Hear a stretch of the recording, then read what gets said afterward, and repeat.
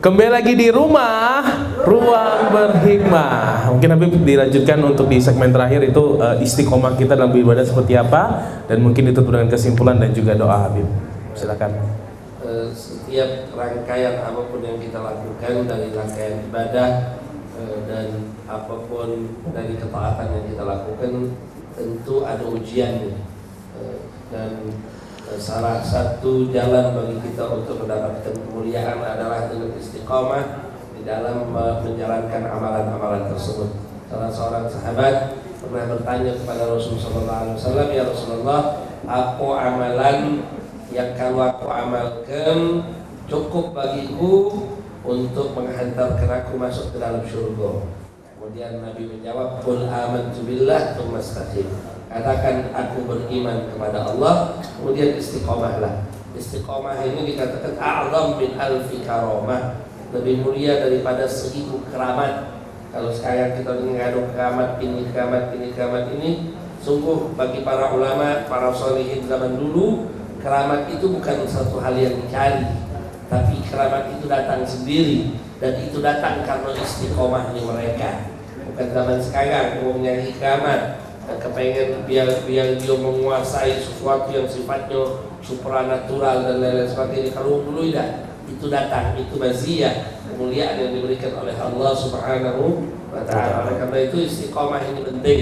Istiqomah berjalan dengan jalan yang telah diwariskan oleh para ulama, para sholihin, sampai terus bersambung kepada Nabi besar Muhammad sallallahu alaihi wasallam. Dan kita juga untuk menjadi manusia yang istiqamah butuh dengan pertolongan dari Allah Subhanahu wa ta'ala.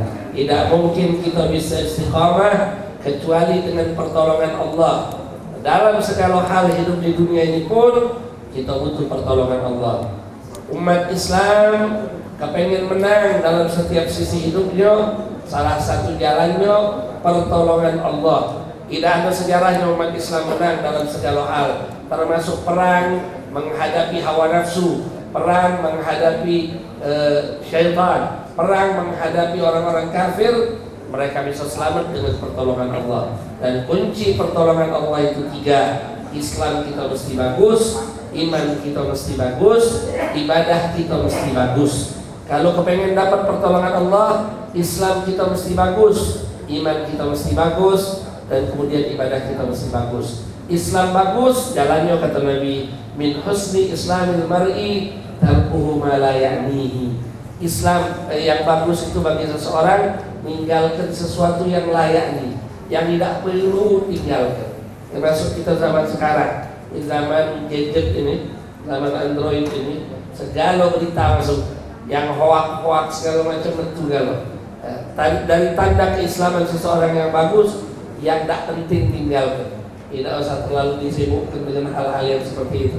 Yang kedua, iman kita mesti bagus. Iman kita bagus, ngomong yang baik atau lebih bagus dia. Man kana yu'minu billahi wal yawmil akhir falyaqul khairan aw liyasmut. Barang siapa yang beriman kepada Allah dan hari akhir, ngomong yang baik atau diam. Jangan nyaci maki, jangan ngomong-ngomong kotor. Jangan kemudian karena emosi, karena euforia, senang, kemudian kadang-kadang kita lupa sama Allah, kita membuli orang dengan omongan-omongan yang kotor dan lain-lain sebagainya melalui medsos. Ini bukan iman yang baik. Yang terakhir, ibadah kita juga mesti baik. Kalau kepengen dapat pertolongan Allah, Islam baik, iman baik, ibadah baik. Ibadah baik salah satunya dengan ilmu. Mustahil ibadah kita bisa bagus tanpa ilmu. Ibadah fondasinya ilmu. Maka itu apresiasi buat FPBI yang sampai sekarang masih istiqomah dengan majelis ilmu.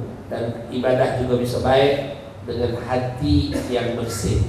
Dan hati bersih itu dibersihkan dengan istighfar, dibersihkan dengan zikrullah, dibersihkan dengan salawat kepada Nabi besar Muhammad sallallahu alaihi wasallam. Hadani Allah wa iyyakum ajma'in. Bismillahirrahmanirrahim. Alhamdulillahirabbil alamin. Allahumma shalli wa sallim ala sayyidina Muhammadin wa alihi wa sahbihi ajma'in. ربنا انفعنا بما علمتنا ربي علمنا الذي ينفعنا ربي فقهنا وفقه أهلنا وقرابة لنا في ديننا مع أهل القدر أنثى وذكر ربي وفقنا ووفقهم لما ترتضي قولا وفعلا كرما وارزقنا كل حلالا دائما وأخلنا الأتقياء علما نهضى بالخير ونكفى كل شر ربنا أصلح لنا كل شؤون وأقرنا بالرضا منك العيون واقضي عنا ربنا كل الديون قبل أن تأتينا رسل المنون واغفر الرسل أنت أكرم من ستر وصلاة الله تخشى المصطفى من إلى الحق دعانا والوفاء بكتاب فيه للناس شفاء وعلى الآل الكرام الشرفاء وعلى صحب المصابيح الغرار اللهم اهدنا بهداك واجعلنا ممن يسارع في رضاك ولا تولنا وليا سواك ولا تجعلنا ممن خالف أمرك وعصاك وحسبنا الله ونعم الوكيل ولا حول ولا قوة إلا بالله العلي العظيم وصلى الله على سيدنا محمد النبي الأمي وعلى آله وصحبه أجمعين والحمد لله رب العالمين والسلام عليكم ورحمة الله وبركاته. Waalaikumsalam warahmatullahi wabarakatuh. Alhamdulillah sesudah pertemuan kita kali ini, semoga pertemuan kita kali ini dapat menjadi hikmah bagi kita semua dan tentunya untuk menjadi pribadi yang lebih baik untuk pribadi kita sendiri atau juga bangsa negara kita ya, amin ya rabbal alamin. Terima kasih untuk Habib Mahdi Muhammad Syahab, terima kasih atas materi untuk hari, mudah-mudahan kita menjadi seseorang yang menjadi luar biasa untuk istiqomah di jalan Allah Subhanahu wa taala. Terima kasih juga buat Bapak Ibu jemaah Majelis Pagi Berbagi Indonesia. Terima kasih semuanya sudah datang ke sini di Grand Malaka Etika Hotel, dan terima kasih juga untuk Anda pemirsa CJ TV yang mudah-mudahan selalu dirahmati oleh Allah Subhanahu wa taala. Dan kalau begitu saya akan mohon pamit undur diri dan mohon maaf apabila ada kesalahan, karena kalau kesempurnaan cinta itu kan milik Rizky Febian, tapi kalau kesempurnaan semuanya itu hanya milik Allah Subhanahu wa taala. Dan sebagai penutup untuk di rumah Ruang Berhikmah, kita akan tampilkan ada seni religi dari tim Nasyid Hijrah, dan akhirul kalam wassalamualaikum warahmatullahi wabarakatuh.